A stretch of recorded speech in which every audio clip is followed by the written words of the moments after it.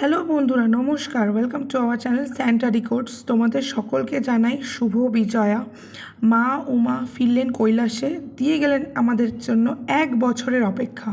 এই 4 দিন মা এত আনন্দ করে, আর বিজয়ার দিন যখন মা চলে যায় তখন সত্যিই মনটা খারাপ হয়ে যায়।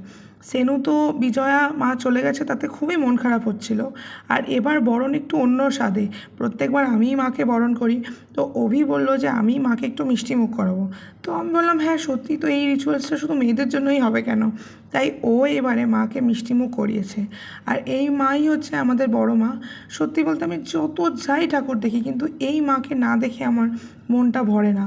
এই মাই আমাদের মানে ভদ্রেশ্বর কুড়িগাছি এলাকায় প্রথম মাকেই পুজো দিয়ে শুরু হয়।